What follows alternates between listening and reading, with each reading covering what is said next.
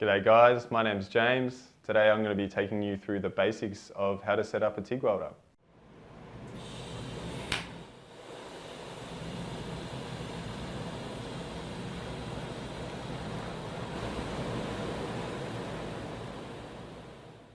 Here we have a Unimig Razor 200 AC/DC TIG welder. This is an inverter welder with digital controls with MMA or stick welding capabilities.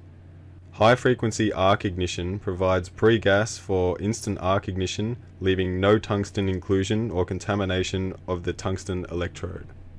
Working through the connections, we have a positive connected as the ground, welding torch connected to the negative terminal,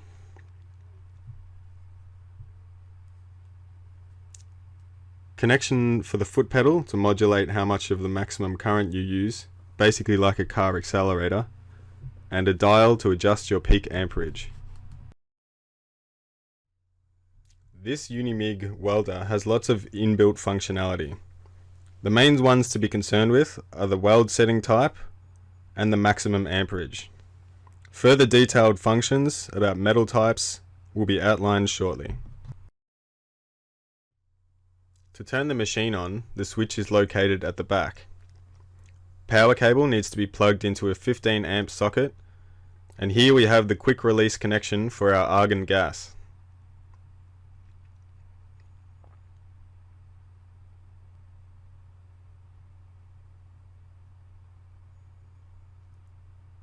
Turn the gas bottle on before welding by lifting the red handle.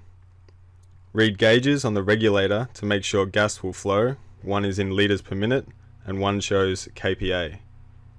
Place handle down to turn it off.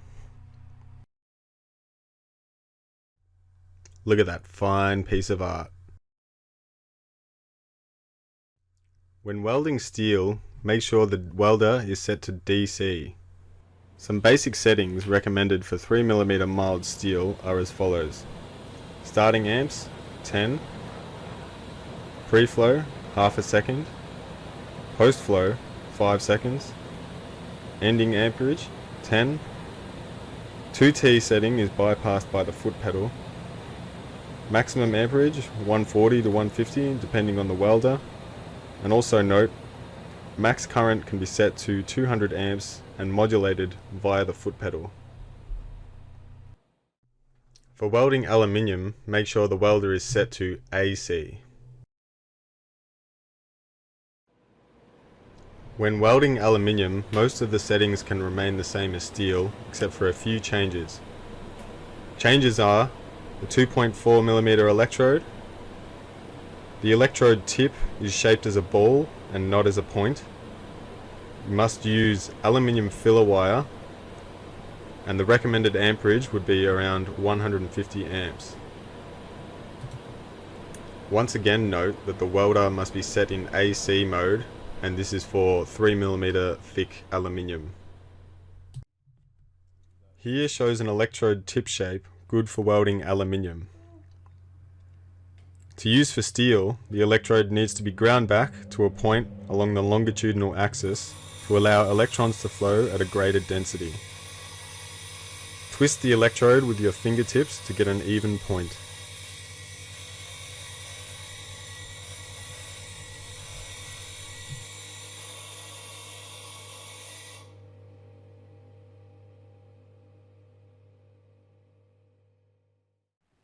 Alright guys, thanks for watching. Always remember to wear correct PPE for safety.